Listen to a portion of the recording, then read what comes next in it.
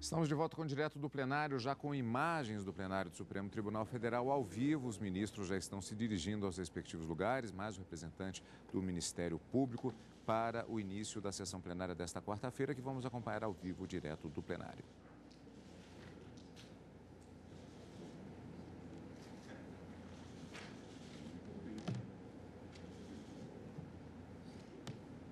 Sentemos-nos.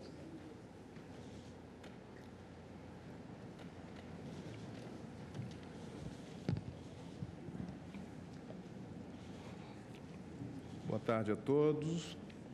Declaro aberta a quinta sessão ordinária do plenário do Supremo Tribunal Federal. Passo a palavra ao senhor secretário, Luiz Tomimatsu, para a leitura da ata da sessão anterior.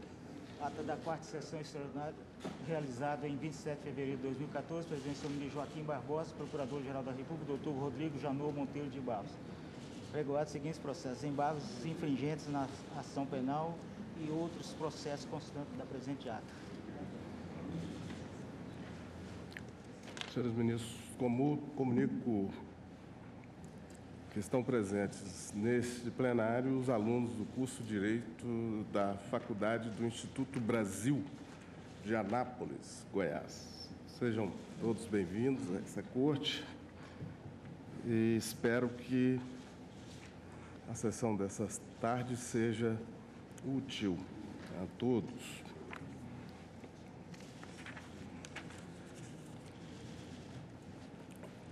Para a continuação, chama a julgamento o recurso extraordinário número 571.969 da relatoria da ministra Carmen Lúcia. Eu tenho vista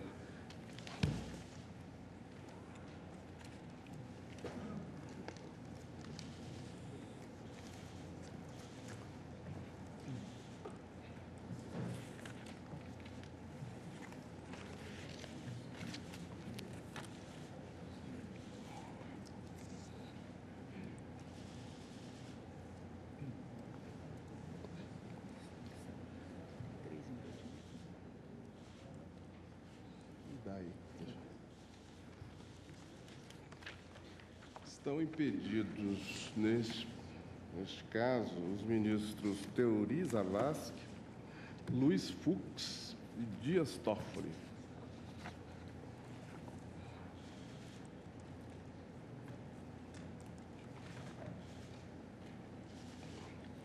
Senhores ministros, eu gostaria de fixar com precisão as dimensões do caso em exame e do precedente que está a se afirmar. Por ocasião das sustentações orais, nós ouvimos da tribuna que a situação da Varig era especialíssima, sui generis, na medida em que se tratava de uma empresa altamente dependente da União, quase que uma extensão do governo brasileiro no imaginário pátrio.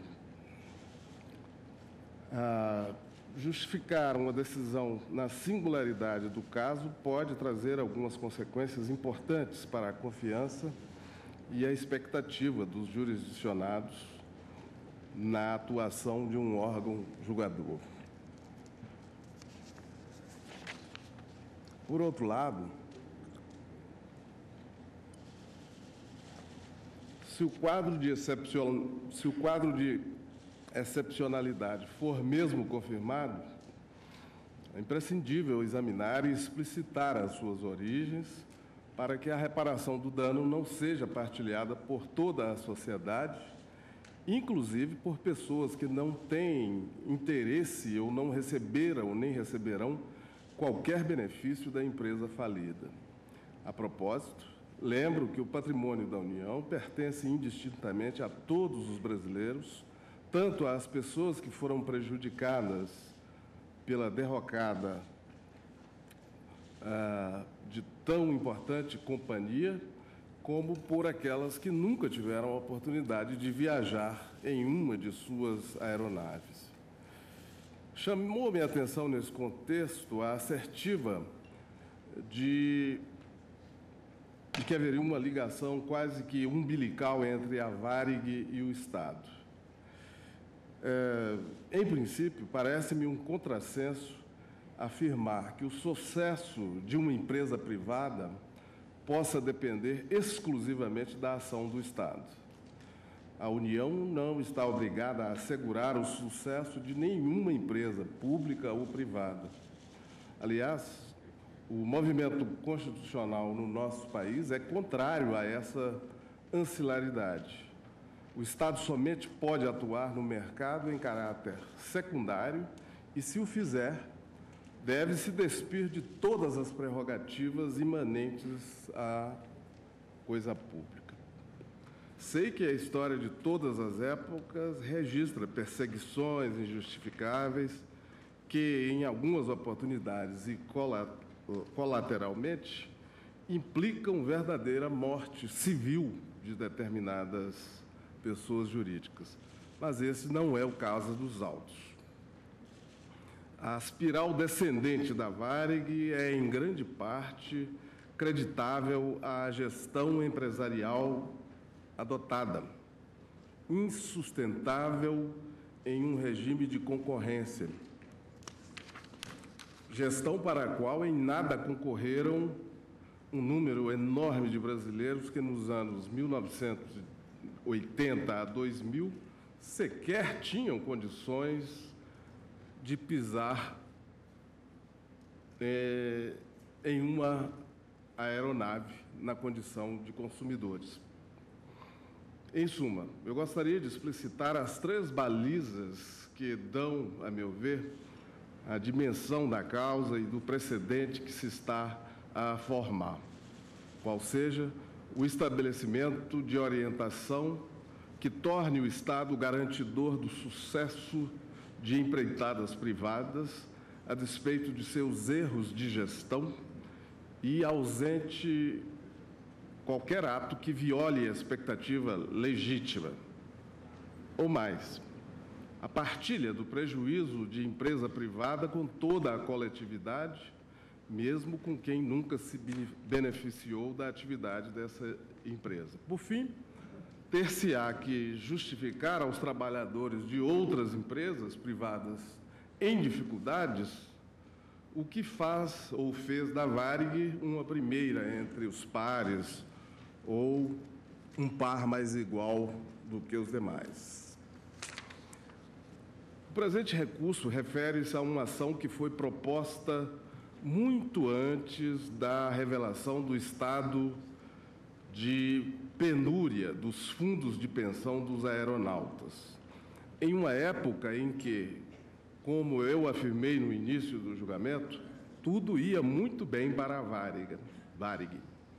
Minha impressão pessoal é que a perspectiva de pagamento da indenização pleiteada na ação sobre a qual versa o presente recurso serviu como garantia contra a má gestão da companhia, como se os problemas financeiros fossem ser resolvidos por meio deste suposto seguro judicial. Trata-se de recursos extraordinários interpostos pela União Federal e pelo Ministério Público Federal contra acórdão que reconheceu que a União deve indenizar a Varig S.A. pelo congelamento de tarifas. O Ministério Público Federal sustenta a violação do inciso 21 do artigo 37, bem como do parágrafo único, incisos 3 e 4 do artigo 175 da Constituição. Em síntese, pode-se dizer que o recurso questiona a possibilidade de indenização por quebra do equilíbrio econômico-financeiro do contrato de concessão. Em sua primeira peça recursal, a União, além de reproduzir as alegações do Ministério Público quanto às normas constitucionais aplicáveis à disciplina dos contratos administrativos, sustenta também violação ao artigo 5º, inciso 35, e artigo 93, inciso 9º do texto constitucional. Nesse ponto, a União argumenta que houve erro de procedimento na avaliação da responsabilidade do poder público, circunstância que teria resultado em afronta aos dispositivos que asseguram o princípio da inafastabilidade da jurisdição, o contraditório e o dever de fundamentação dos atos jurisdicionais. No segundo recurso, a União alega que houve afronta aos artigos 5º, inciso 54, 127 e 129, incisos 9 da Constituição. A impugnação assenta-se no caráter obrigatório da intervenção do Ministério Público. Vale observar que se cuida, nesse segundo recurso, de capítulo do acórdão recorrido que não fora objeto de deliberação unânime e que, por tal razão, motivara a oposição prévia de embargos infringentes por parte da União, conforme se fazia necessário antes da entrada em vigor da redação atual do artigo 498 do CPC. A Procuradoria-Geral da República, em parecer elaborado pelo subprocurador-geral Paulo da Rocha Campos, opinou pelo provimento do recurso do Ministério Público Federal. Quanto aos recursos da União, manifestou-se pelo não conhecimento do primeiro recurso, ante revolvimento de matéria fática e nítida prestação de jurisdição, e quanto ao segundo, pelo seu não provimento, considerada a insuficiência do interesse alegado para justificar a intervenção do Ministério Público. Eu estou de acordo com a manifestação do subscritor daquela manifestação quanto à necessidade de intervenção do Ministério Público. Em primeiro lugar, na linha do que constou do voto da eminente relatora, é de se reconhecer a natureza infraconstitucional do tema impugnado ante a disciplina do artigo 81 do Código de Processo Civil e o debate amplo e profundo já realizado no Superior Tribunal de Justiça, circunstância que permite, inclusive, afirmar a prejudicialidade do recurso neste ponto específico.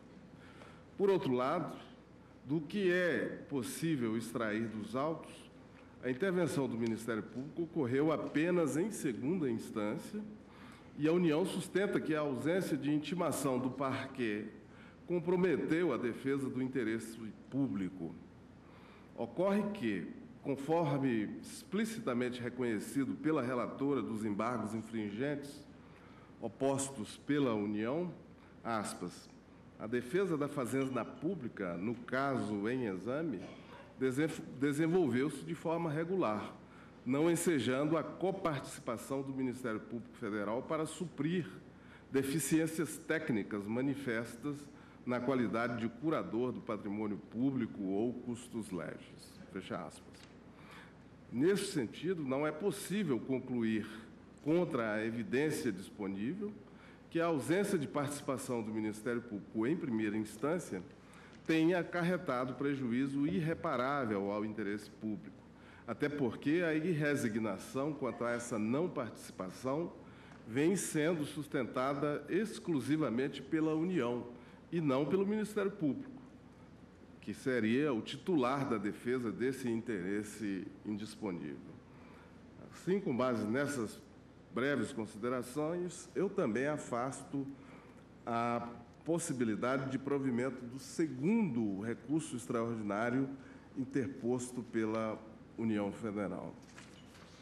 No que se refere ao primeiro recurso da União, eu considero igualmente correta a opinião de que não é possível falar-se em violação ao artigo 5º, inciso 35 e 93, inciso 9 da Constituição. A mera leitura atenta das decisões proferidas no processo evidencia a inexistência de afronta a esses princípios constitucionais.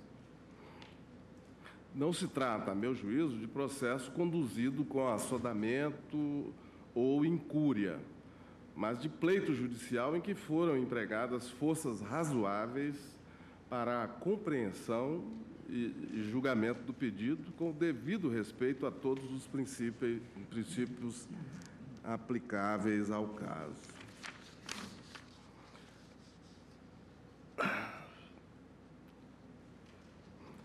Aprecio, em seguida, a possibilidade de conhecimento dos recursos da União e do Ministério Público, na parte em que questionam a possibilidade de indenização por quebra do equilíbrio econômico-financeiro do contrato de concessão.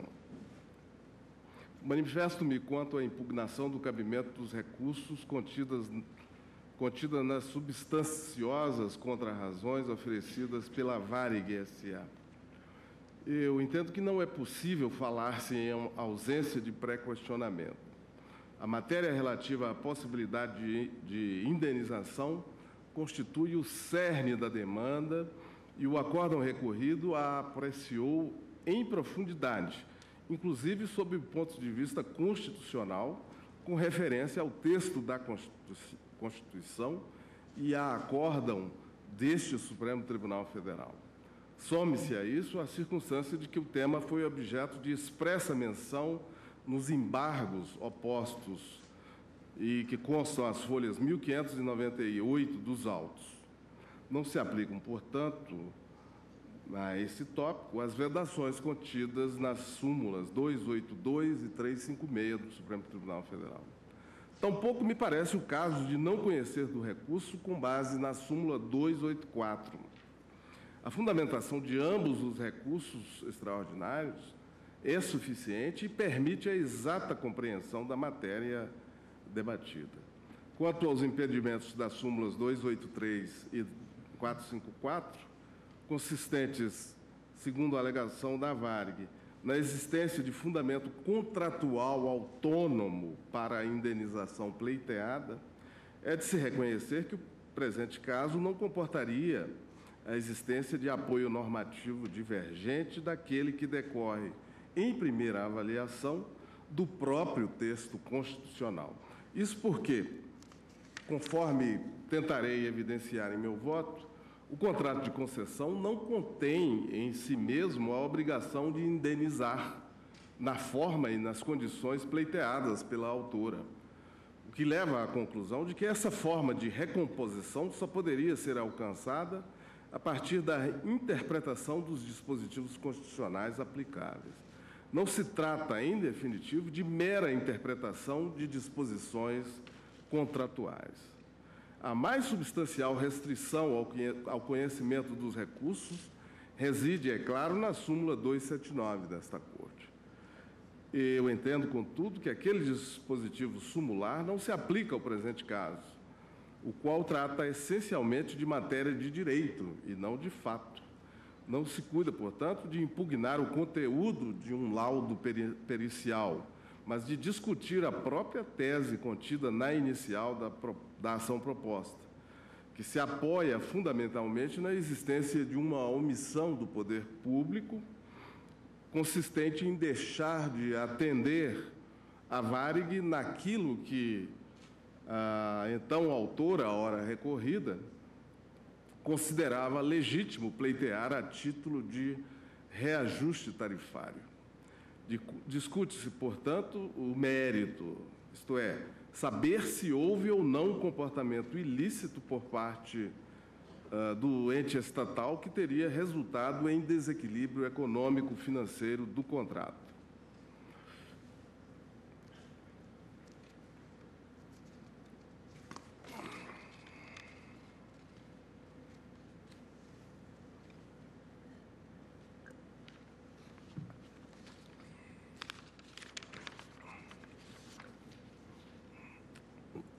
Passo adiante. Eu cito em meu voto alguns precedentes dessa Corte relativos à abordagem correta da questão pericial, já que se debate sobre esse tema. Prossigo. As condicionantes econômicas externas da época em debate são notórias e a sua presença na ponderação a que estamos a fazer é imprescindível por se tratar de questão de ordem pública, tal como se dá com discussões relacionadas à própria correção monetária. Assim, a vinculação ao pedido formulado pela autora não impede que o convencimento do juiz, inclusive do ministro do Supremo Tribunal Federal, seja motivado por variáveis econômico-financeiras que, por sua natureza, têm sim que ser levadas em consideração. Tais questões de ordem pública, ainda que não tivessem sido mencionadas pela União, deveriam e devem ser consideradas pelo magistrado. Por fim, vale afirmar o seguinte: ainda que não se entendesse, que assim não se entendesse, a realidade fática contida nos autos afasta, em leitura mais apurada, o argumento de que teria havido a preclusão da questão indenizatória. É que, ao contrário do que sustenta a recorrida, a quantificação dos danos sofridos pela Varig não é incontroversa e tampouco foi alvo de preclusão decorrente da ausência de recurso. Para tal conclusão, basta ver que, por meio da petição de folhas 1082 a 1086 do volume 6, a União impugnou a elaboração do laudo favorável à Varig, sendo de se afastar, portanto, a tese adotada pela então desembargadora Eliana Calmon, relatora do acórdão recorrido, no sentido de que não existiria, não teria havido impugnação ao laudo pericial. Eu afasto também esta alegação fundada na súmula 279 do Supremo Tribunal Federal e mencionada nos recursos da União e do Ministério Público Federal. Como já relatado, trata-se, na origem, de ação de indenização proposta pela Varig S.A. contra a União. A União sustenta que o contrato de concessão,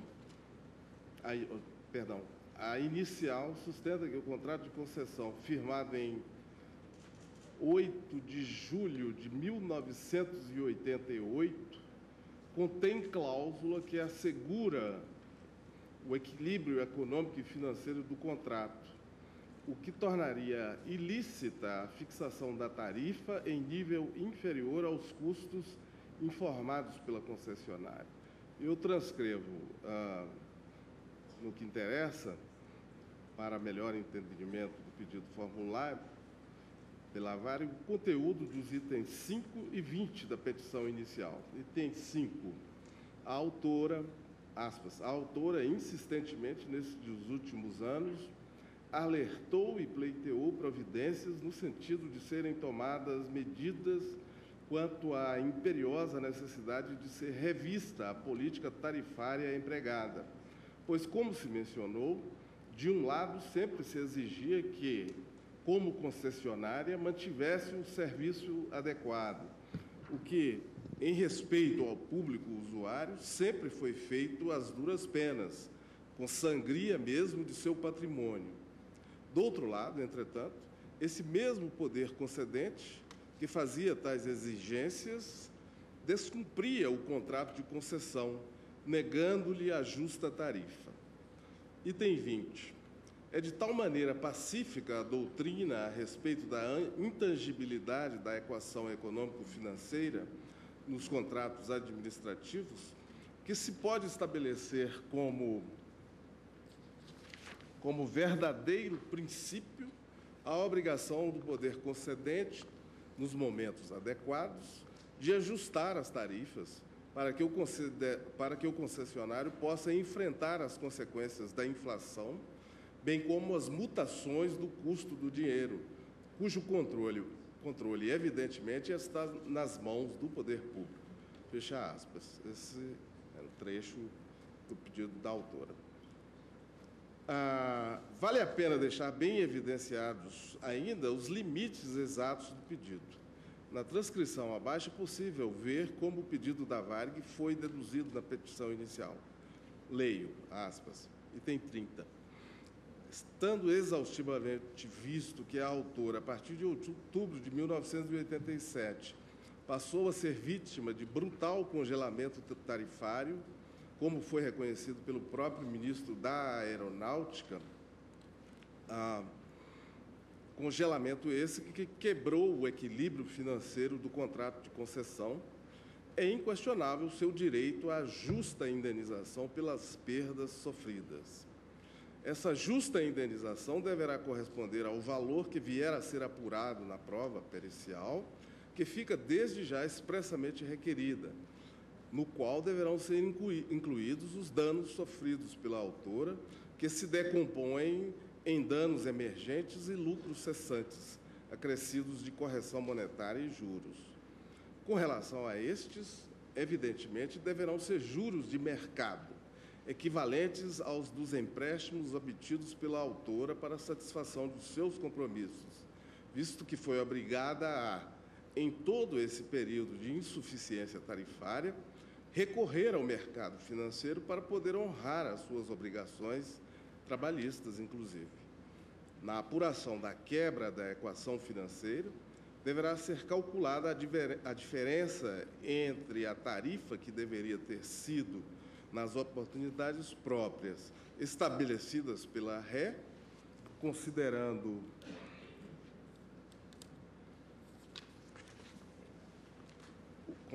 os custos da prestação do serviço e as que foram efetivamente fixadas, quebrando o equilíbrio que deveria ter sido mantido. Fecha aspas. A leitura atenta da inicial também revela o ecletismo normativo adotado pela demanda proposta, consistente na tentativa de conciliar referência de direito público, ou seja, o equilíbrio econômico e financeiro do contrato, com princípios de direito privado. É possível verificar tal ecletismo na referência inicial ao artigo 159 do Código Civil de 1916, dispositivo que consagrava a obrigação geral de reparar o dano no âmbito do direito privado, e também na verdadeira indispensabilidade para o argumento da Varig do conteúdo da cláusula 11 do contrato de concessão, mais especialmente do seu parágrafo único, que está assim redigido, aspas, cláusula 11. A concessionária obriga-se a cumprir e fazer cumprir por seus prepostos os horários aprovados e tarifas fixadas, bem como todas as disposições de leis, regulamentos, instruções e portarias vigentes ou que vierem a vigorar, relativos ou aplicáveis aos serviços. Parágrafo único. As tarifas a serem aplicadas deverão ser fixadas pelo DAC, tendo em vista os fatores de custo para ser economicamente viável a operação, e, tanto quanto possível, as condições econômicas da região servida pelas linhas, de forma que o intercâmbio comercial dos produtos dessa região e dos artigos de seu consumo básico seja progressivamente aumentado. Fecha aspas. Essas são cláusulas do contrato de concessão. Nesse ponto, a meu ver, uma digressão se impõe.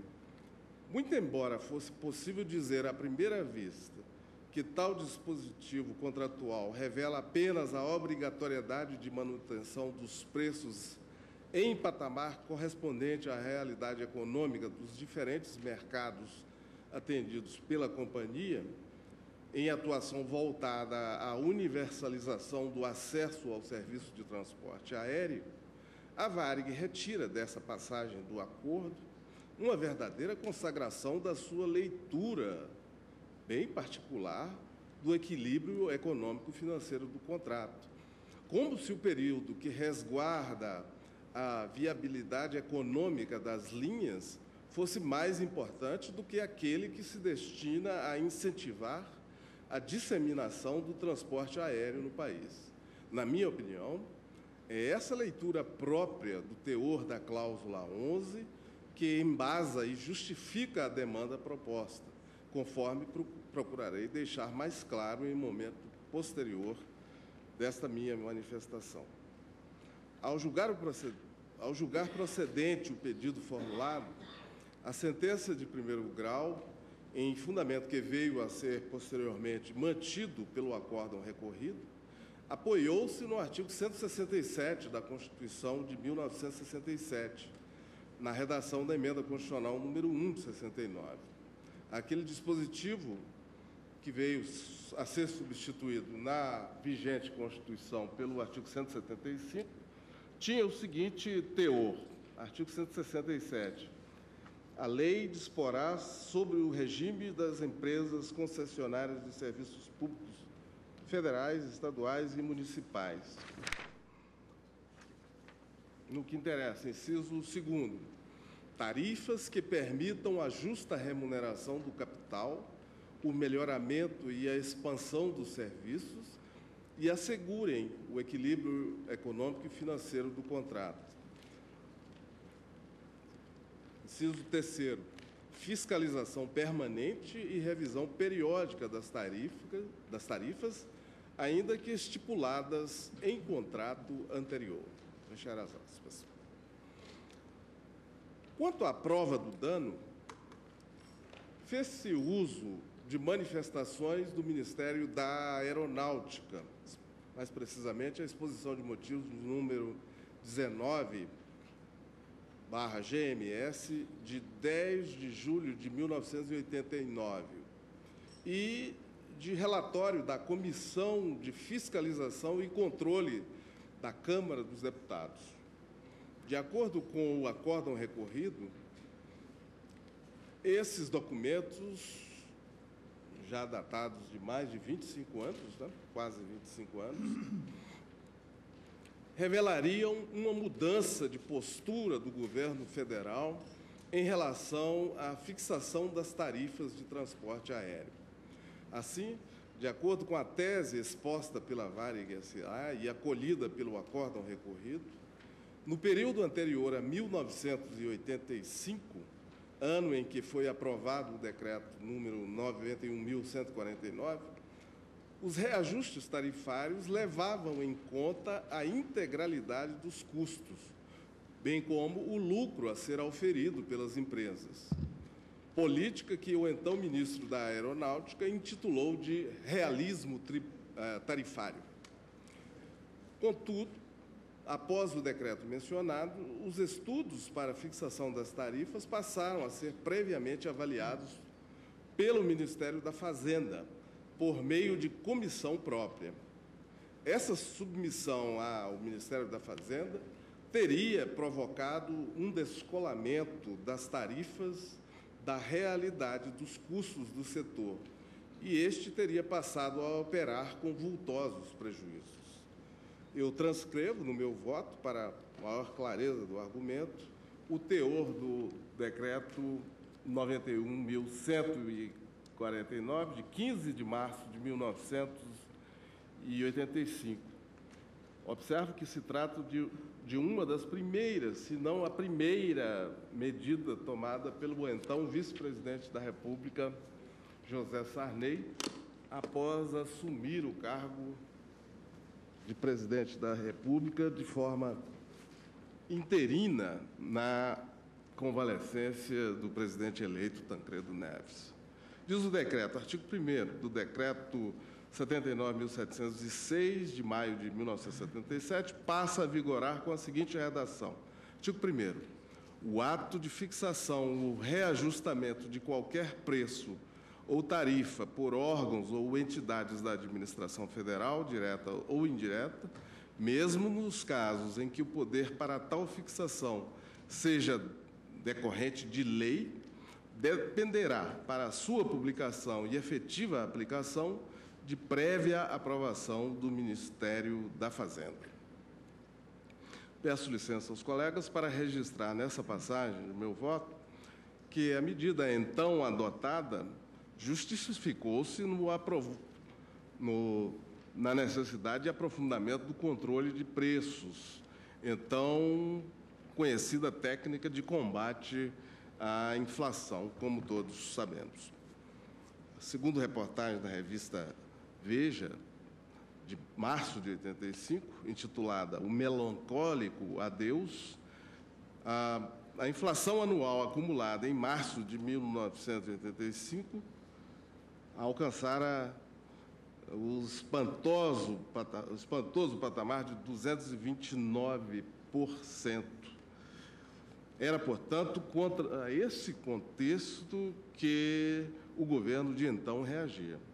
Quanto à dimensão do prejuízo alegado, a sentença e também o acórdão recorrido apoiaram-se nas conclusões do laudo pericial, no sentido de que as diferenças relativas ao não acolhimento integral das tarifas solicitadas pela companhia poderiam ser compreendidas como receitas que deixaram de ser pagas à Varig. Veja-se, nesse sentido, a seguinte passagem do laudo pericial.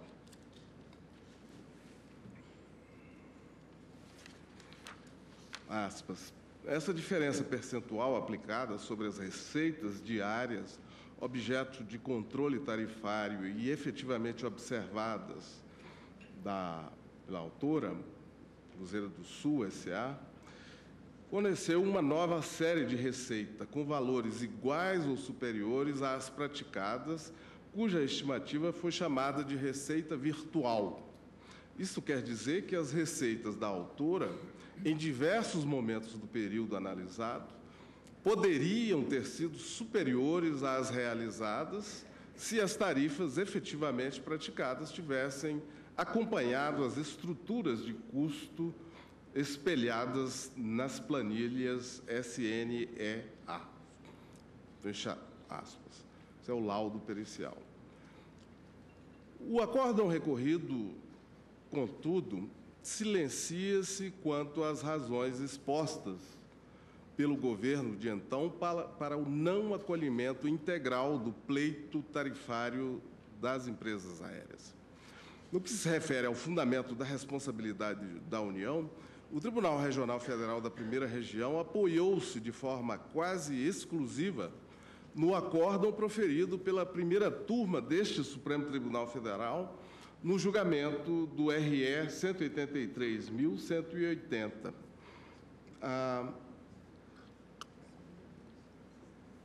A preexistência de um acórdão do Supremo Tribunal Federal que pareceu perfeitamente aplicável à demanda pode ter sido uma das razões para que o acórdão recorrido contenha pouca ou nenhuma discussão a respeito das peculiaridades fáticas do caso concreto, no sentido da identificação precisa dos atos comissivos ou omissivos que teriam levado ao prejuízo identificado. Quanto a esse aspecto, eu destaco a passagem de folhas 1571 a 1576, volume 8, do voto da relatora do acórdão recorrido. Naquele longo trecho, que me absterei de transcrever na íntegra, a responsabilidade da União foi fixada com referência expressa ao acórdão proferido por este Supremo Tribunal Federal, como se tratasse de mera repetição dos mesmos fatos tratados naquele precedente. Também está contido nessa passagem o trecho do voto em que o laudo pericial foi utilizado como anteparo para o não aprofundamento da responsabilidade da União pela atuação reguladora da economia. Em minha opinião, delegou-se ao laudo função que a ele não competia, utilizando-se a quantificação do prejuízo alegado como se fosse uma conclusão a respeito da própria existência jurídica do dano. Leio no acordo, aspas. A União, para afastar-se da responsabilidade que se pretende declarar, alega que a defasagem entre custo e tarifa decorreu da má administração da empresa. Entretanto, a prova pericial desmente a afirmação ao constatar que a defasagem ocorreu de uma inflação reprimida, cujo índice não traduzia a realidade econômica vivida. Pode-se questionar o montante das perdas, é bem verdade, mas nunca a tese jurídica em debate. Eis que cada tentativa frustrada de zerar a inflação recrudescia a perversidade do problema apenas reprimido e não debelado. Fecha aspas. Esse trecho do acordo encontra-se às folhas 1574. No julgamento dos embargos de declaração opostos pelo Ministério Público Federal, o Tribunal Regional Federal da Primeira Região limitou-se a reafirmar que o prejuízo decorria diretamente da responsabilidade da União. Não houve, contudo, apreciação aprofundada da relação de causa e efeito,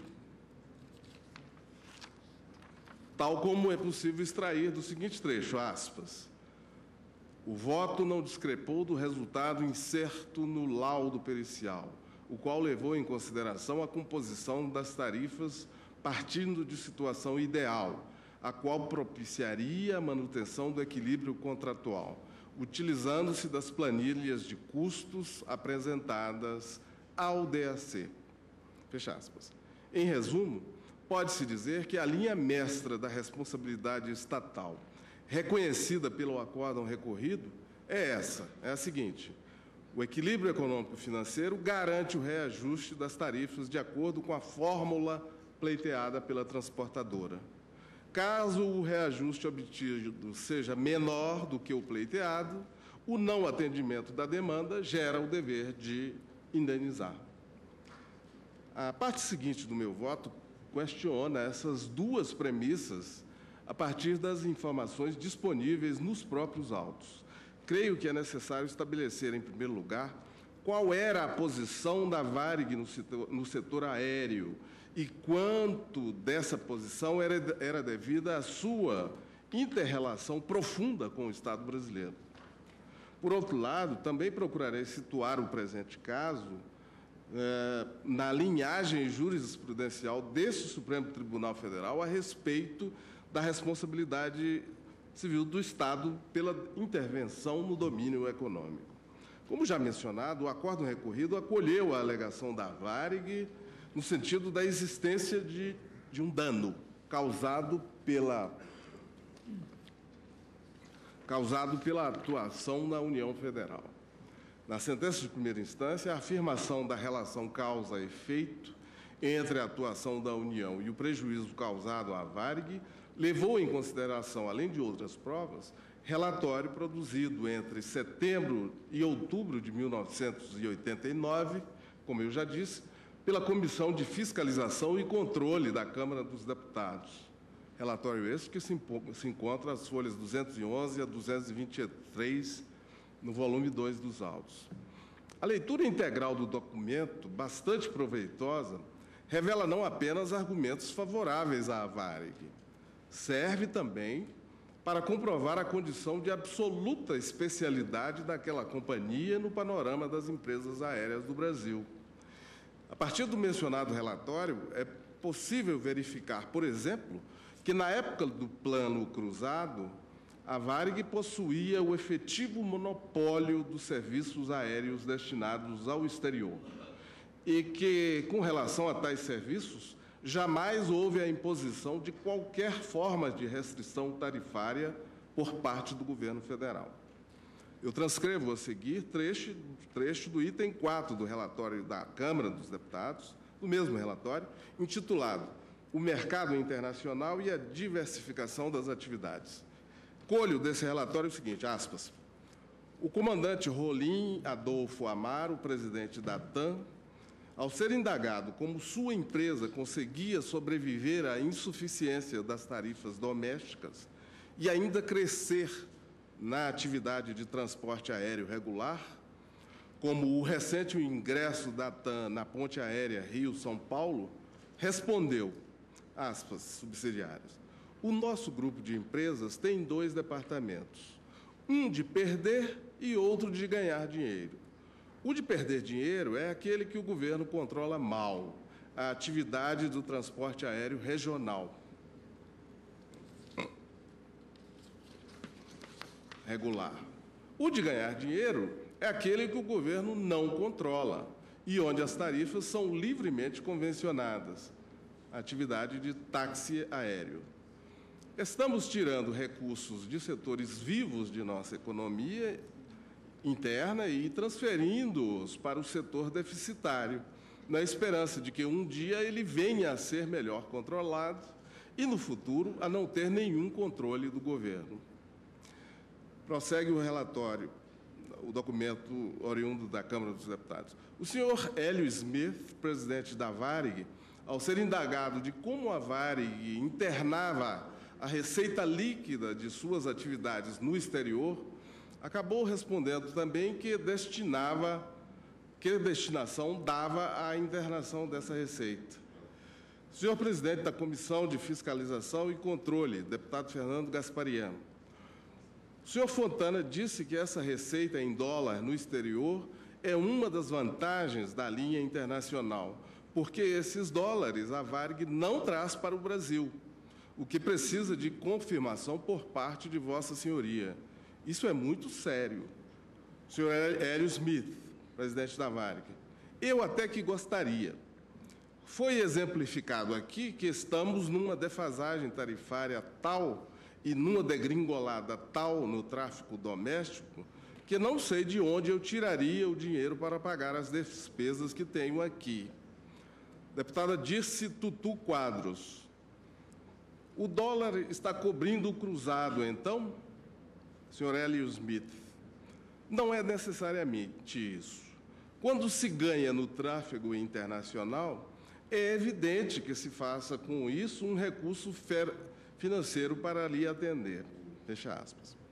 Nesse contexto, é possível perguntar se o monopólio dos voos destinados ao exterior não constituía parte do apoio financeiro do qual a Varig se valia para a adoção de práticas que poderiam ser consideradas de alto risco, tais como, por exemplo, a concessão de descontos e comissões acima da média do mercado. Essa questão foi tratada pela União em sua contestação. Leio, aspas, se é válido recorrer à parte da exposição ministerial para dela extrair o que é conveniente ao raciocínio por auxílio, é igualmente válido recorrer aos relatórios da autora. 2.1. O ano de 1992 viu repetir-se a nível mundial o mau desempenho da aviação comercial em 1991, ano em que o prejuízo agregado dos serviços internacionais das empresas associadas à IATA, Associação Internacional de Transporte Aéreo, chegou à casa dos 4 bilhões de dólares. Tudo indica que, pela infringência das leis mais elementares da racionalidade econômica, esse nível de prejuízo tem ocorrido novamente em 1992. Em situação de grandes dificuldades, muitas empresas são levadas, na busca desesperada de receita, a praticar políticas desastrosas de concorrência, à base de preços aviltados, através de descontos diretos ou de concessões as mais variadas. Ainda que de inteiro agrado dos usuários, tal postura tem como consequência a quebra das empresas e abrevia a concentração do mercado em mão das que sobreviverem e a inevitável volta à realidade tarifária. Aí se explica, em termos muito claros, continua a ler o texto da União, muito claros, meridianos, a razão das dificuldades da autora e das outras 5 empresas que a precederam na extorsão ao erário público. Quem diz isso é a União Federal. Nada tem a ver o governo com essas dificuldades que sempre atalhou quando pôde e à custa dos cofres públicos. Nada tiveram a ver com a situação, os planos econômicos, que atingiram indiscriminadamente todos os setores, não tendo sido peculiares à autora. Os custos operacionais no transporte aéreo são preponderantemente atendidos em moeda forte, de modo que a conjuntura internacional, como assinala o relatório, é o principal artífice das dificuldades da autora, aliado à ação predatória de aliciar o usuário e superar as congêneres. se a autora dá substanciais descontos nas tarifas, se concede aos agentes de viagem over commission, só existe uma conclusão a tirar. As suas necessidades obscurecem os dias de amanhã ou continuam à espera de auxílio governamental. Fecha aspas.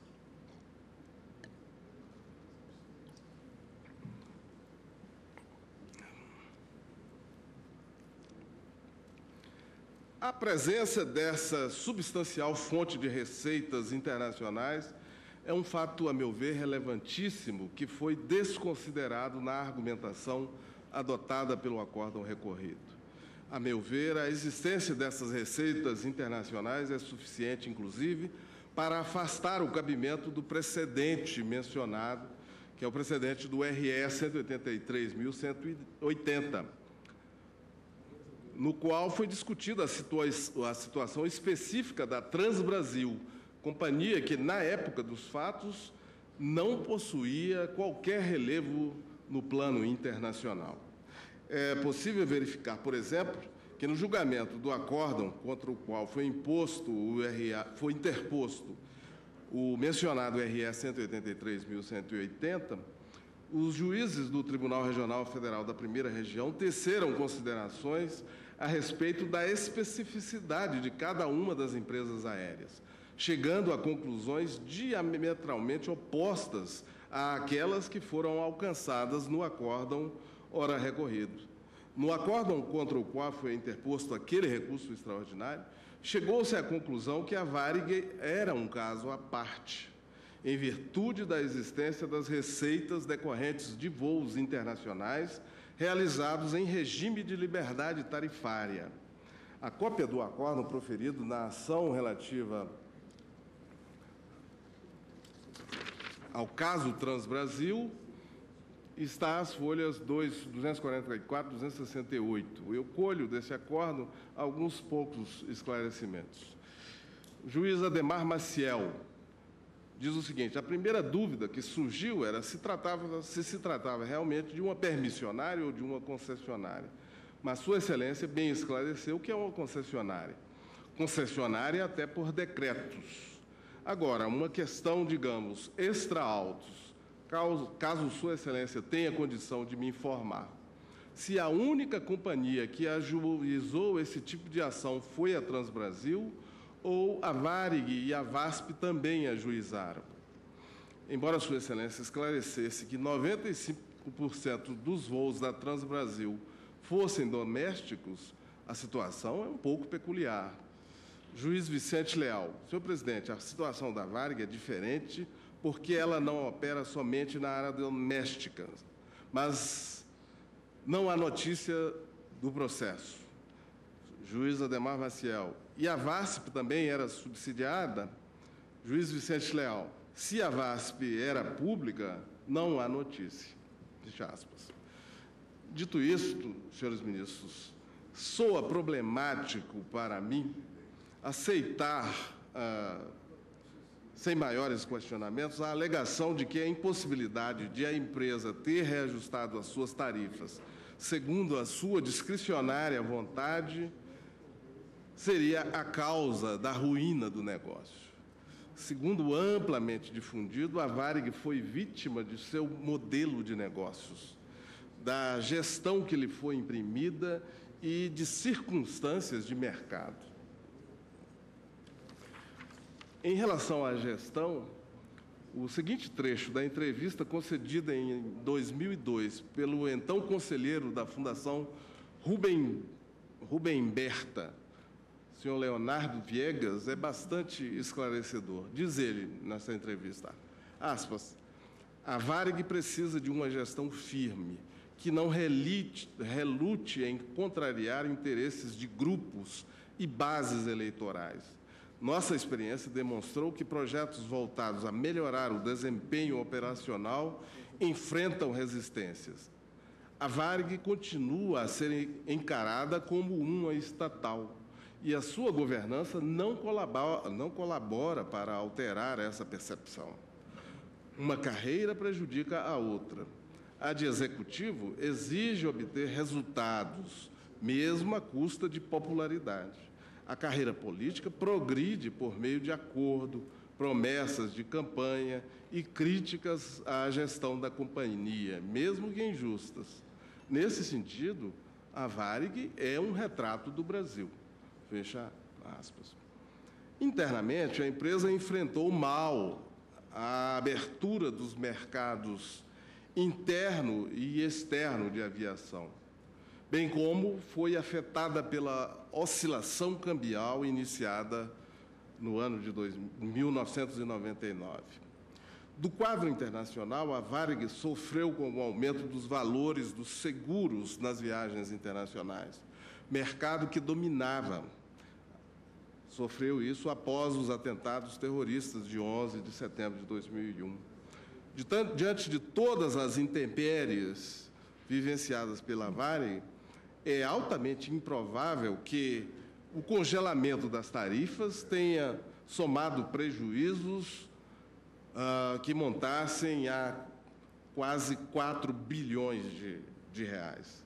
Não é esse o valor dessa causa.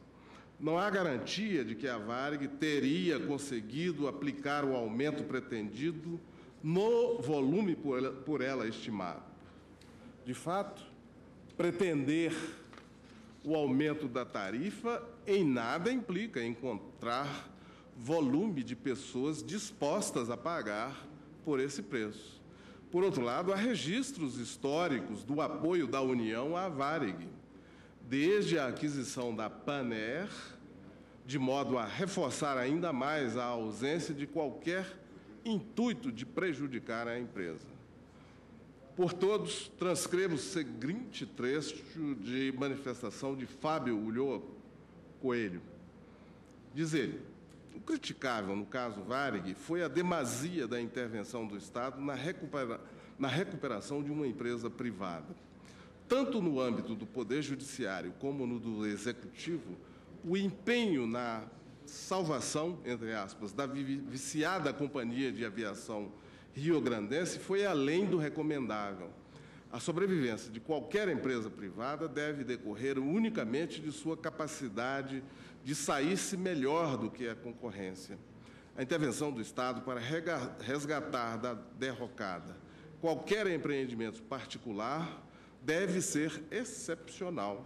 Nessa hora, nenhum jogo de faz de conta que a lei é um pouco diferente contribui para o fortalecimento da nossa economia. Fecha aspas. Por todas essas razões e por outras que talvez fossem necessárias para esmiuçar ainda mais o que ora afirmo, eu entendo que a companhia Varig possuía uma posição econômica absolutamente ímpar no mercado de serviços aéreos no Brasil. Essa sua condição invejável parece afastar a possibilidade de se atribuir à União a culpa exclusiva pelos prejuízos alegados. Considerando, inclusive, a presença internacional da empresa, parece lícito especular que o que pode ter ocorrido foi a dificuldade de ajustar o perfil de atuação da companhia às demandas surgidas a partir do crescimento de concorrentes e das flutuações naturais de uma economia de mercado, sem que os gestores tenham conseguido manter os reflexos dessa posição internacional dominante no custeio das operações internas. Passo agora à análise do ato ou do conjunto de atos que teriam causado o prejuízo alegado pela companhia. Parece-me adequado apreciar, em primeiro lugar, a possibilidade de indenização por ato legislativo.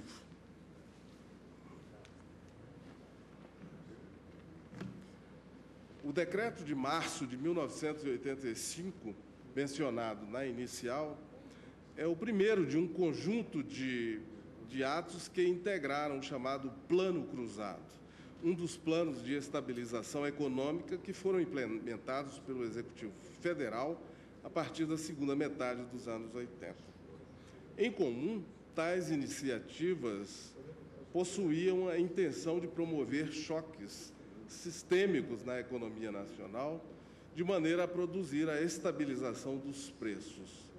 Sempre cercados de muito alarde, esses planos econômicos marcaram várias gerações de brasileiros.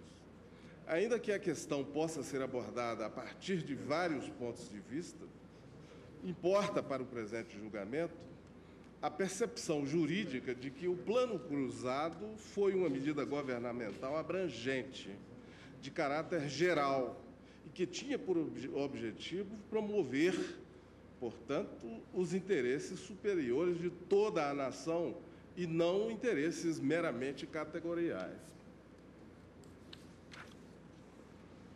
Esse alcance geral do Plano Cruzado e dos outros planos que o seguiram fica evidente na forma jurídica adotada para a sua implantação, realizada por decreto-lei. Fica patente também nas medidas que foram por ele determinadas, tais como, por exemplo, o congelamento de preços, o reajuste obrigatório de salários, vencimentos, soldos e pensões e ainda indexação de obrigações como aluguéis, mensalidades escolares e prestações do sistema financeiro da habitação. A jurisprudência deste Supremo Tribunal Federal sempre reconheceu a prevalência da circunstância a que me refiro, ou seja, o fato de que os planos econômicos voltavam-se para a busca de um interesse geral e impessoal. No julgamento da ação direta número 319, por exemplo, esta Corte, por maioria, considerou ilegítima a intervenção do Estado na fixação de critérios de reajuste de mensalidades escolares, sob pena de se permitir o aumento arbitrário de lucros. A de 309, questão de ordem, relator ministro Moreira Alves. Nos recursos extraordinários números 141, 190, 191 e 88, 167, 987, 170.484, relator ministro Nelson Jobim, este Supremo Tribunal Federal concluiu que medidas de controle da inflação sucessivamente adotadas pelo governo federal não violavam direitos subjetivos individuais, podendo ser descritas como esforços de toda a sociedade no sentido de combate àquele grande problema nacional. Assim, este tribunal reconheceu que não havia fundamento constitucional para a alegação de violação do ato jurídico perfeito em relação à deflagração de plano de controle da inflação, por se constituir aquela medida extraordinária, aquele ato em medida extraordinária de ajuste econômico. Nos acórdãos mencionados, o tribunal justificou as providências do governo na defesa dos interesses gerais do povo em momentos de crise e de instabilidade econômica. Além disso, o fato de a Corte ter qualificado tais medidas como leis de ordem pública fortalece a ideia segundo a qual os planos econômicos promoviam interesses superiores e gerais, admitindo-se, portanto, que os atos supostamente causadores dos danos alegados pela Varig inseriam-se em um contexto de medidas implementadas em relação a todos os setores da economia, cabe perguntar o seguinte: é possível atribuir responsabilidade ao Estado pelos prejuízos que a empresa tenha sofrido em decorrência dessas medidas de caráter geral? Não me parece demasiado enfatizar aqui a absoluta excepcionalidade da responsabilidade do Estado por ato de caráter genérico e impessoal, conceito que me parece abarcar a medida de congelamento de preços, tal como descrita nos presentes autos. Conforme fiz questão de ressaltar no julgamento do RE 424.584, segunda turma, a ideia de responsabilidade civil do Estado em razão de ato de caráter legislativo é excepcionalíssima. Aliás, reafirmei isso aqui na sessão, no início desse julgamento. Além disso, a responsabilidade civil do Estado tem por requisito a constatação da especialidade do dano em relação ao postulante da indenização. Se o dano é genérico, não há por que indenizar A, B, C ou D. Tratando-se, portanto, de examinar o caso sob o prisma da responsabilidade do Estado por atos legislativos, a contribuição do direito francês me parece decisiva, indispensável, tendo em vista que foi na França que esse tipo de responsabilidade foi conceitualmente elaborado. A chamada responsabilité du fait de loi configura uma das hipóteses de responsabilidade por rompimento da igualdade perante os encargos públicos. Para a sua configuração, conforme a jurisprudência do Conselho de Estado francês, é absolutamente necessário, em primeiro lugar, que o prejuízo causado pela lei ou pelo ato normativo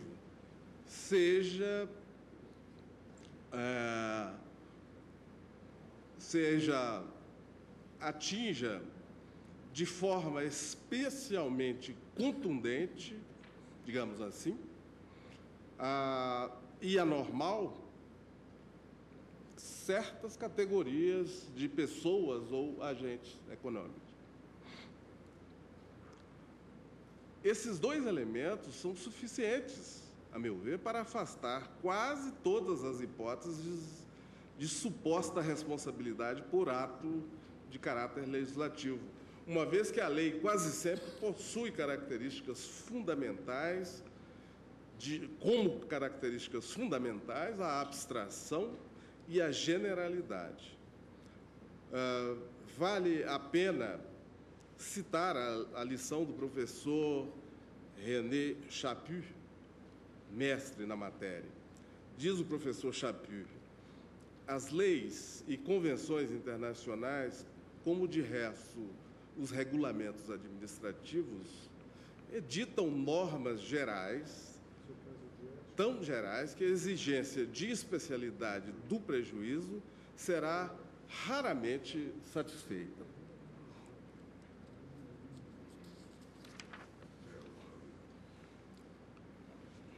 O ato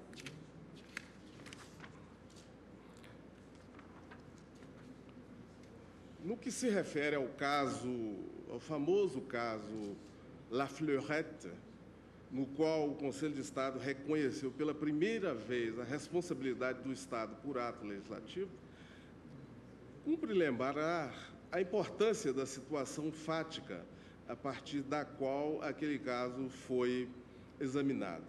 Tratava-se, naquele caso, de uma lei de proteção aos produtos lácteos. Lei essa que proibia a venda de produtos de aspecto cremoso não provenientes de leite e cuja interdição recaía sobre a atividade da empresa reclamante, a empresa Société La Fleurette.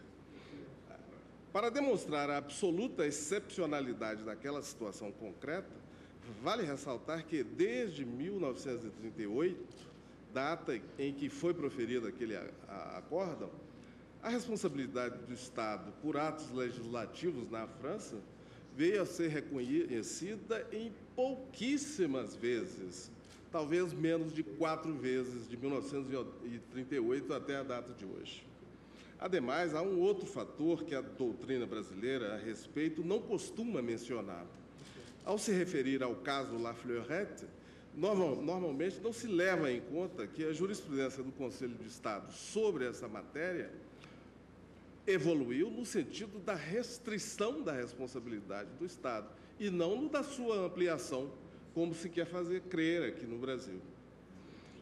Assim, a responsabilidade por ato legislativo costuma ser afastada quando se demonstra que a lei, que supostamente teria causado prejuízo alegado, foi promulgada para promover o que na França se qualifica como un intérêt général et proéminent.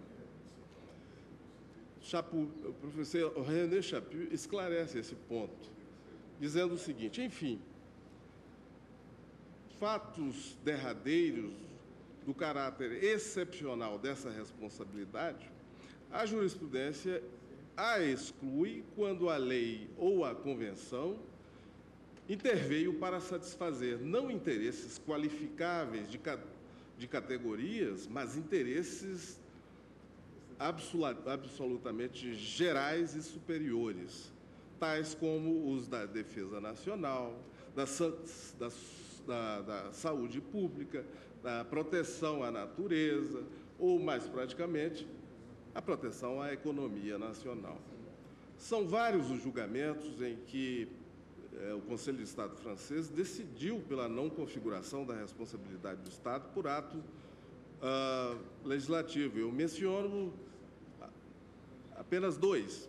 O primeiro é o caso Société Claude Publicité, julgado em 1974.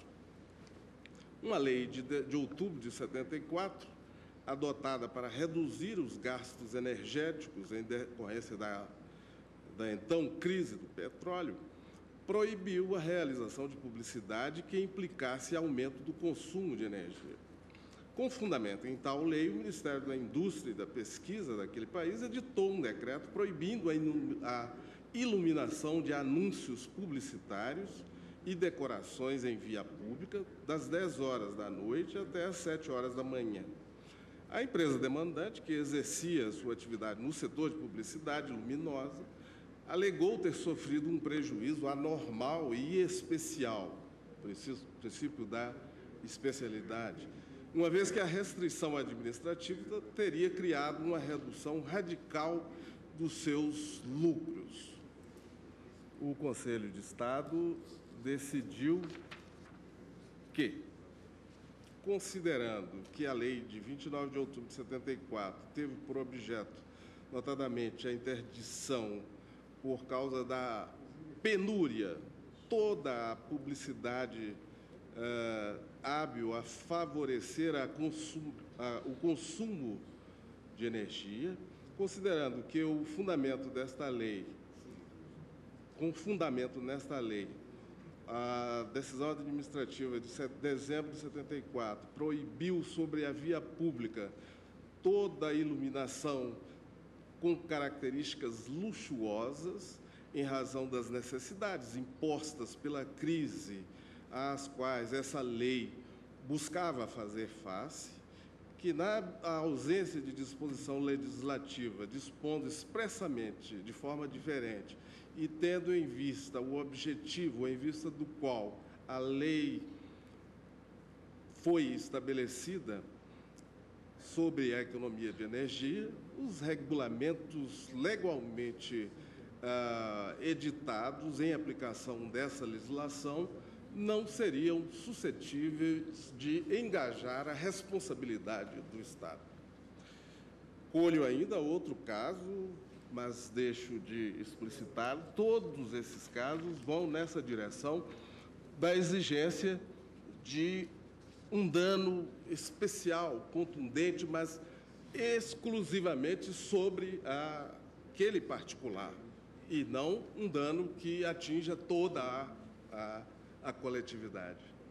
No caso destes autos, senhores ministros, o congelamento de preços não afetou de maneira exclusiva a empresa Varig.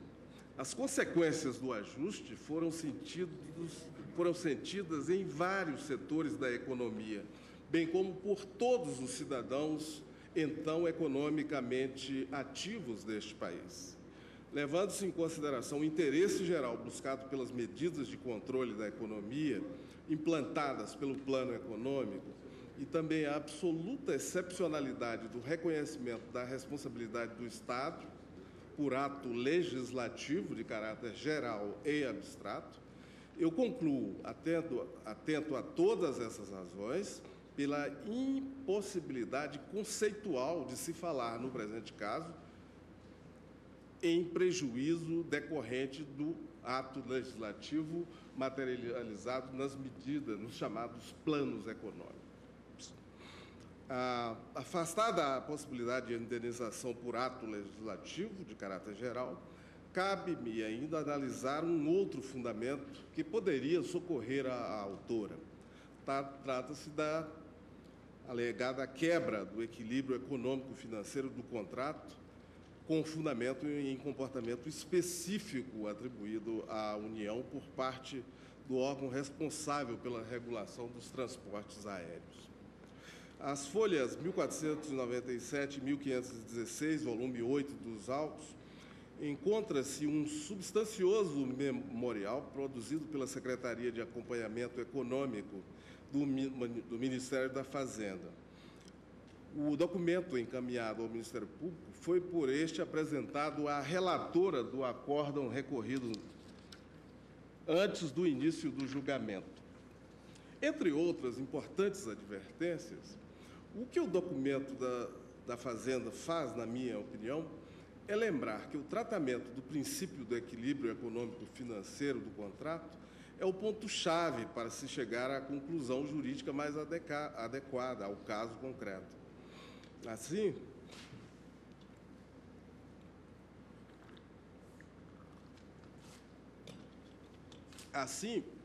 se o equilíbrio for alçado a uma meta abstrata, que deve ser atingida sem o enfoque correto a respeito da realidade empresarial, é muito possível que o judiciário veja-se diante do papel incômodo de servir como agente garantidor das más escolhas dos concessionários de serviços públicos.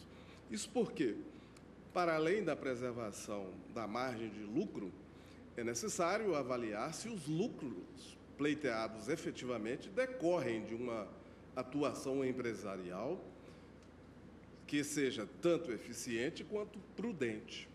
Em outras palavras, tratando-se de serviços regulados, o equilíbrio econômico-financeiro depende de uma avaliação da consistência da atuação da empresa. Eu cito um trecho bastante elucidativo deste documento. Diz o seguinte, aspas, na exploração de serviços públicos, os preços não constituem prerrogativa do prestador do serviço, mas são objetos de regulação. A regulação deve fiscalizar os custos incorridos na atividade para ter o devido cuidado de atribuir aos consumidores apenas os custos pertinentes ao serviço objeto da exploração. Além disso, é de se esperar que a regulação imponha a obtenção de padrões de eficiência ao prestador de serviços, de modo a evitar o ajuste automático via preços de todo e qualquer aumento de custos incorridos por este. De outra forma, a regulação estaria estimulando a ineficiência e o repasse automático de custos a preços em prejuízo dos consumidores. Além de refletir custos operacionais eficientes, a receita de equilíbrio deve refletir um nível correto de investimentos, isto é, decisões prudentes de aplicações de recursos para prover os serviços aos consumidores. De outra forma, a regulação estaria remunerando inadequadamente os investimentos, seja porque constituem ativos não diretamente relacionados à prestação do serviço, seja porque foram adquiridos pelo prestador de serviços de forma imprudente. Assim, tem-se que receita de equilíbrio é igual a custos operacionais eficientes mais remuneração do capital prudentemente investido. Fecha aspas. Para além das variáveis econômicas, é importante que a interpretação do conceito de equilíbrio também leve em consideração a relação jurídica que se estabelece entre poder público e concessionário. Em sua origem, a preservação do equilíbrio econômico-financeiro destinava a permitir a indenização de novos encargos impostos pela administração no exercício do seu poder unilateral de alterar as condições de execução do contrato. Ou seja, o concessionário tem o direito ao equilíbrio econômico-financeiro como forma de compensar-se caso o poder concedente venha a exercer o seu poder de modificação unilateral do contrato. Assim, tendo sido alterada a equação financeira pelo fato de a administração, ao seu talante e na qualidade de parte contratante, ter agravado as obrigações do concessionário, este pode solicitar o restabelecimento do equilíbrio rompido entre encargos e lucros, mediante indenização apropriada. No caso em julgamento, não é fácil chegar-se ao resultado pretendido pela companhia sem antes alterar de maneira profunda este entendimento jurídico. Em primeiro lugar, é preciso superar o óbice de que, conforme ressaltado pela União, a Varig, aspas, não reclama de falta por parte da contratante, União, e sim da política adotada pelo governo, fecha aspas.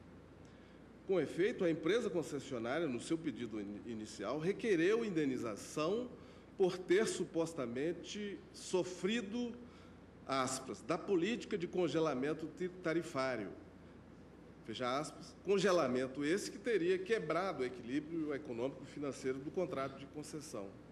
Em seu voto, a relatora do acórdão recorrido enfatiza que, aspas, o fato gerador do inconformismo da Varig, iniciado com o plano cruzado, renovou-se uma meia de dúzia de vezes depois, a cada plano econômico. Fecha aspas. Assim sendo, a tese da equação financeira não pode ser sustentada, neste caso, na medida em que esta só pode ser aplicada na situação em que a administração contratante altera unilateralmente as cláusulas do contrato administrativo. Ao passo que, na hipótese subjúdice, a suposta quebra do equilíbrio econômico-financeiro decorreria tão somente, como apontado acima, de atos legislativos editados pelo governo federal para combater a hiperinflação. Em nenhum momento, portanto, a Varig pleiteou a responsabilidade da administração contratante por ter alterado as cláusulas do contrato, de modo a agravar a execução do serviço público. Estão ausentes, a meu ver, dessa forma, os requisitos necessários para a aplicação da chamada teoria da equação financeira, pelo fato de o alegado prejuízo não resultar da utilização pelo poder contratante da sua prerrogativa de modificação unilateral das condições de prestação do serviço. Se o equilíbrio financeiro do contrato não comporta a pretensão deduzida pela Varig, é o caso de se indagar se o encaixe normativo do pedido não seria possível a partir da teoria da imprevisão. Como se sabe, essa teoria, consagrada nos acórdãos do Conselho de Estado, Compagnie Générale de Bordeaux, de 1916, e Compagnie de Tramway de Cherbourg, de 1932, aplica-se quando o aumento dos encargos do contratante decorre de um acontecimento imprevisível, que não é imputável ao contratante. As condições de aplicação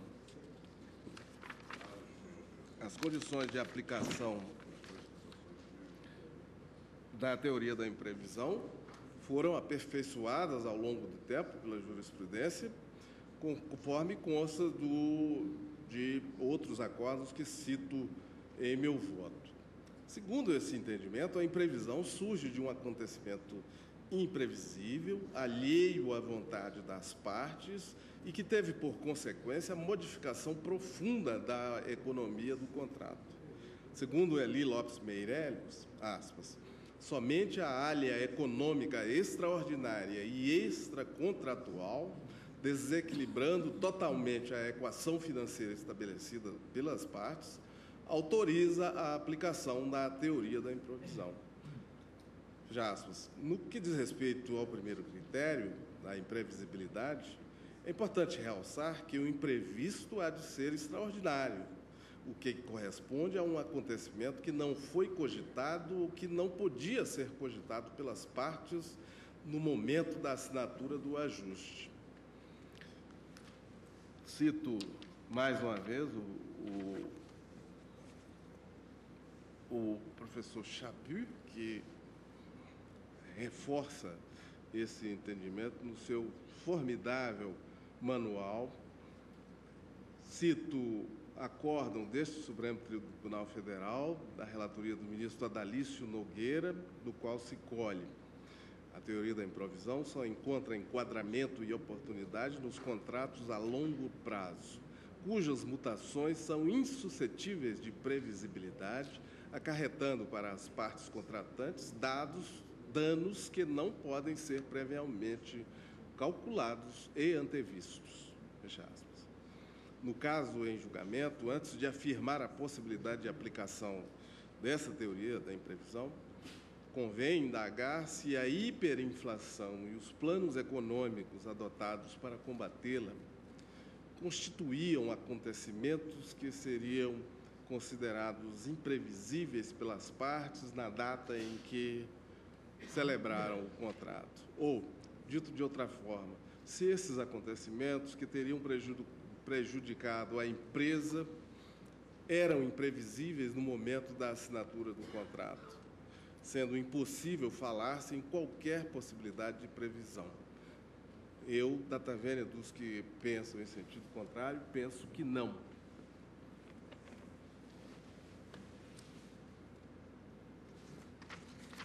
Com efeito, consta nos autos que o contrato de concessão foi assinado no dia 8 de julho de 1988, com respaldo no decreto 95.910, também de 88, isto é, foi firmado após o começo do período econômico de hiperinflação no Brasil, assim como depois do Plano Cruzado e das medidas políticas empreendidas pelo governo para sanar a economia do país.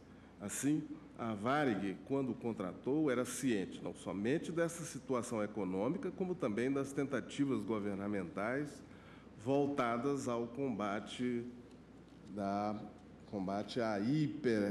ao processo hiperinflacionário. Eu vou adiante para concluir.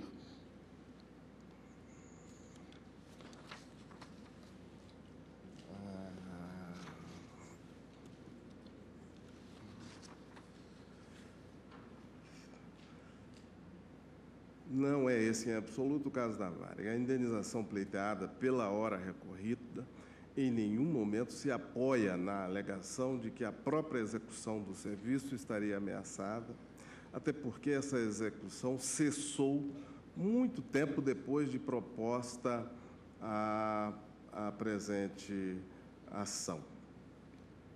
Por conseguinte, em decorrência de tudo o que foi dito, há de se rejeitar a responsabilidade cega da União Federal, contratante no caso, como também inadmitir o pagamento de indenização por suposta, a título de indenização pela imprevisão. A ausência de um prejuízo especial, e insisto nessa tese, um prejuízo especial, que seja específico e duro em relação somente a esta empresa, e não a todos os atores econômicos do país.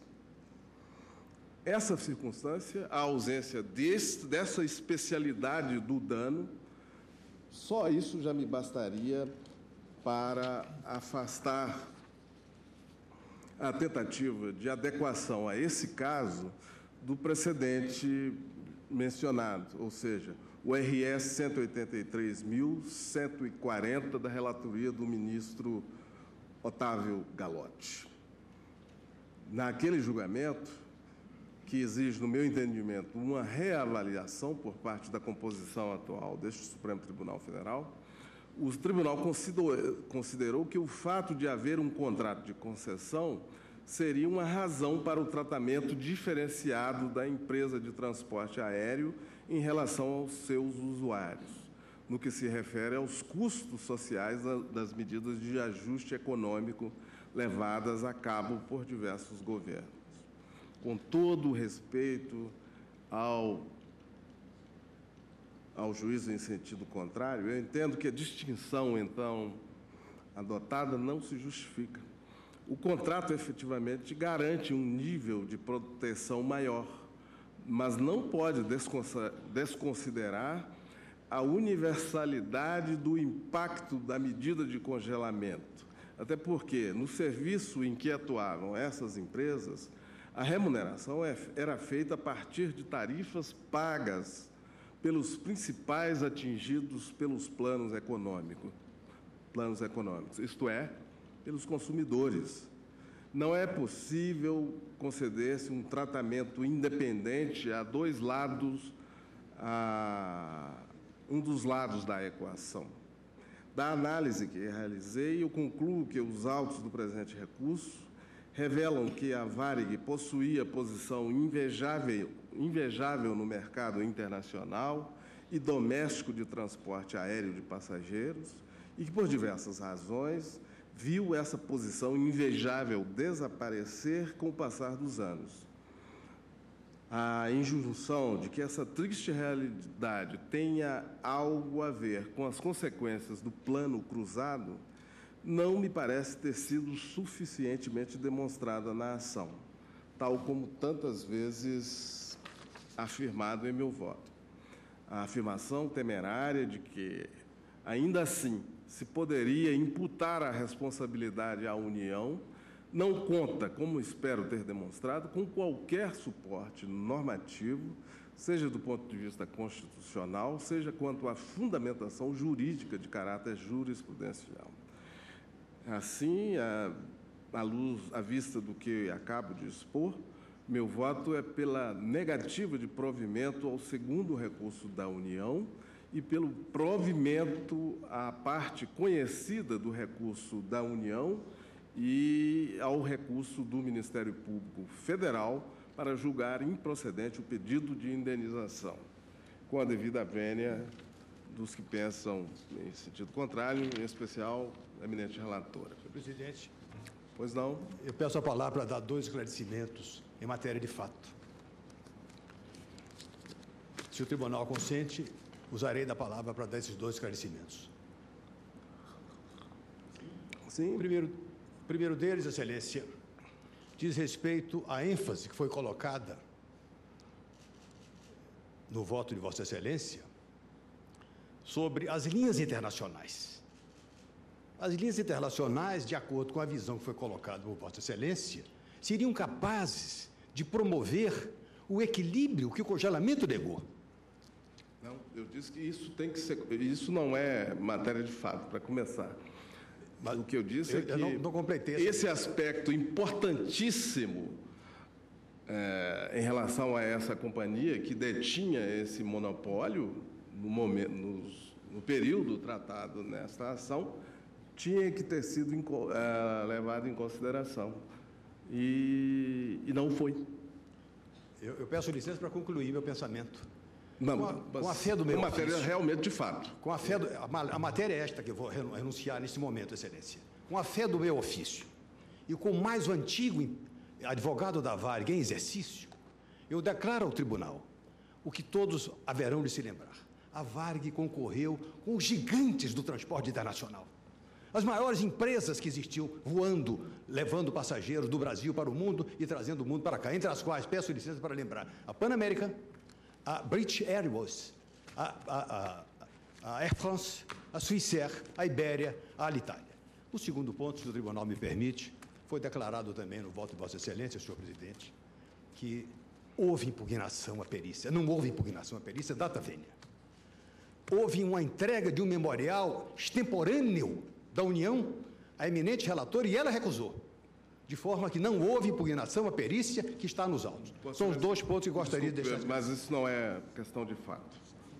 Não... Senhor presidente, se Vossa Excelência me permite, e não elogiando o brilhante voto de Vossa Excelência, na parte, portanto, em que dá provimento, na parte conhecida ao recurso do Ministério Público, que é onde há a divergência, que é radical, porque eu não conheço do recurso da União, do primeiro recurso, tal como agora votado pelo ministro-presidente, também não conheço em parte, nego provimento ao recurso da União e não conheço em parte do recurso do Ministério Público. Na parte conhecida, entretanto, eu, ao contrário do presidente que dá provimento, eu nego provimento.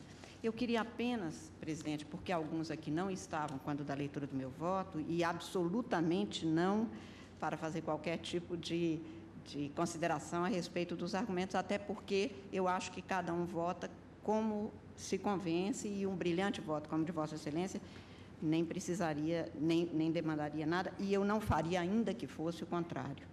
Mas apenas para esclarecer para os que não estavam aqui, que quando fiz a análise longuíssima deste processo e assentei num voto que assentei, primeiro, não considerei em nenhum momento ato ilícito do poder público. Considerei a responsabilidade por ato lícito. Aliás, citei até o grande trabalho do Canotilho, que é neste sentido. Ou seja, isso se dá, como sempre se deu no Brasil, no caso de uma indenização. Se concede indenização, se deixa indene, sem dano, porque, a despeito de ser lícito e ser necessário para a comunidade, uma determinada pessoa fica liberado de um determinado bem. Daí porque o ato lícito da administração também pode gerar a responsabilidade, como gera, e nunca isso foi discutido. Então, apenas para deixar acentuado, porque no meu voto não considerei ilícito, nem poderia, porque ilícito não houve, nem disso se cogitou. Em segundo lugar, relativamente ao equilíbrio econômico-financeiro, que é o ponto central desse caso, foi considerado que houve quebra, e o presidente disse bem em seu voto desde o início, para todos, porque houve um plano econômico e o plano, no caso específico, o plano cruzado, que teria atingido desde um primeiro momento a recorrida. Qual o diferencial que foi posto neste processo e que levou as instâncias precedentes a julgarem favoravelmente a recorrida? A circunstância de que, como concessionária de um serviço público, ela não dispõe das condições que, em qualquer contrato administrativo, se pode dispor o concessionário. Porque, neste caso, a fixação de tarifa, era antes e agora, se faz segundo determinada política. Esta política foi alterada no plano, houve o tabelamento, a impossibilidade de alteração das tarifas, continuaram a correr os outros ônus, atingindo, inclusive, a Aeros, que é a Previdência, e a empresa, neste caso, a recorrida, nada poderia fazer. Então, houve quebra do equilíbrio econômico-financeiro, porque o equilíbrio econômico-financeiro é isso: há os ônus de um lado e o serviço a ser prestado de outro. Isso tem que ser equilibrado. E isso não é norma legal, isso é norma constitucional. Então, apenas... presidente, só para terminar o meu raciocínio e para dizer o seguinte: eu só quero chamar a atenção, sem contestação absolutamente a qualquer dado do voto de Vossa Excelência, brilhantíssimo, calcado na melhor doutrina, na nossa jurisprudência, apenas para acentuar, principalmente para os que não estavam presentes, qual foi o embasamento da conclusão a que cheguei e que é diferente. Apenas para isso, sem absolutamente desconsiderar, como eu disse, o brilhante voto de Vossa Excelência. É que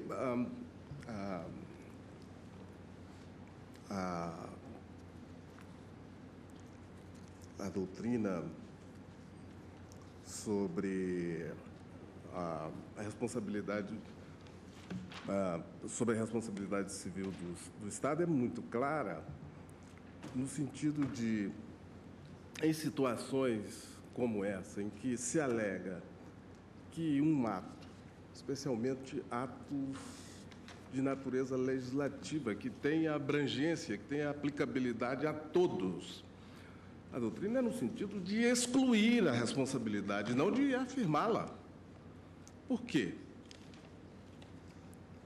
Muito simples, porque esses atos, se causaram ou causam danos, eles não causam danos somente àquela pessoa, mas sim a toda a coletividade. E, no caso brasileiro, isso é muito claro. Os efeitos da inflação corroeram os recursos, a riqueza da maioria dos brasileiros. A conclusão que se impõe é, por que se indenizar apenas uma companhia se todas as demais empresas brasileiras se submeteram aos efeitos dessa medida de natureza econômica? Isso é o cerne da questão.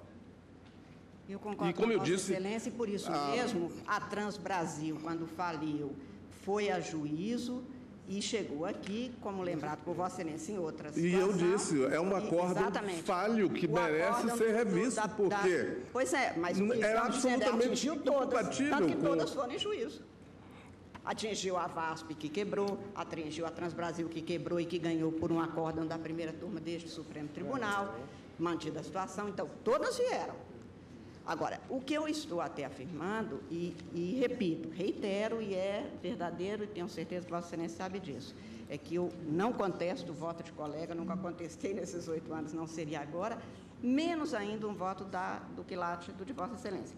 Apenas me baseei nisto, que a Constituição brasileira, aliás, desde a primeira Constituição republicana, garante, é matéria constitucional, garante que o equilíbrio econômico-financeiro de contrato de concessão de serviço público há de ser, eventualmente, quando for desequilibrado, reequilibrado, o que, neste caso, não foi por conta de uma política que eu acatei como corretas, chegou-se à conclusão pelas instâncias inferiores que havia a prova. E contra a prova eu não vou entrar nem discutir perícia nem nada disso, porque aí em recurso extraordinário eu não aplico. Mas, de toda sorte, presidente, era apenas para chamar a atenção sobre os fundamentos centrais do meu voto.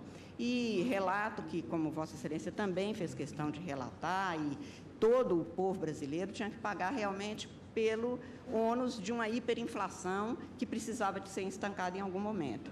No caso específico, é como se tivesse que ser feita uma obra numa determinada localidade que precisa de uma rua.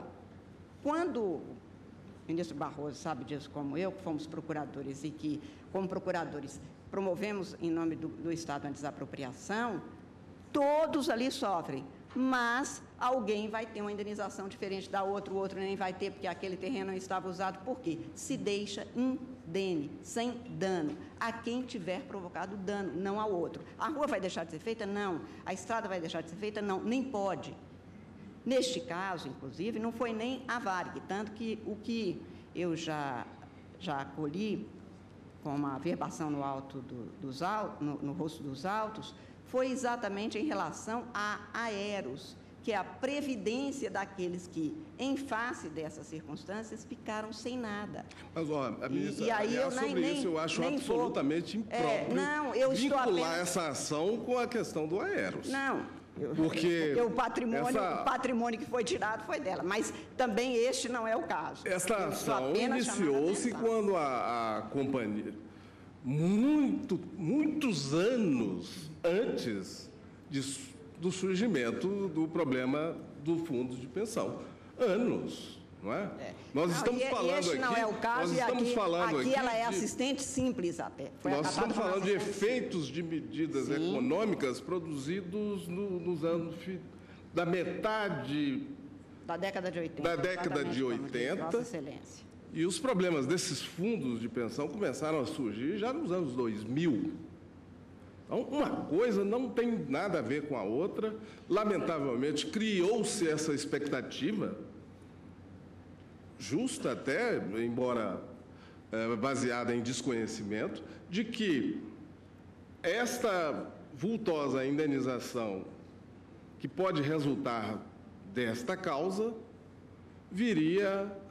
serviria para cobrir o rombo dos fundos de pensão, especialmente do aeros. Mas não tem nada a ver uma coisa com a outra. Não foi por isso, presidente. Foi aceito como assistente simples pela circunstância de que, na vara de falências do Rio, ao se fazer a liquidação, houve esta vinculação e isso está sendo devidamente... mas é judicial e até agora não Mas contestado. nem tudo que é judicial é correto. Ora, Sim, mas eu tenho que lidar com dados judiciais. eu acho, por exemplo, que o acórdão do eu não posso Supremo, ficar fora disso. sobre o qual se Mas, de valeu toda a- sorte, eu apenas queria fazer esses esclarecimentos. Eu absolutamente não discuto voto de colega nem argumento, menos ainda um voto da qualidade do que Vossa Excelência acaba de proferir e que eu respeito, embora não me tenha convencido, mas queria esclarecer os colegas que não estavam presentes sobre estes fundamentos do meu voto. Agradeço a Vossa Excelência por essa oportunidade. Vamos para o intervalo, eu colho o voto, os demais votos na sequência. Na suspensa a sessão por 30 minutos.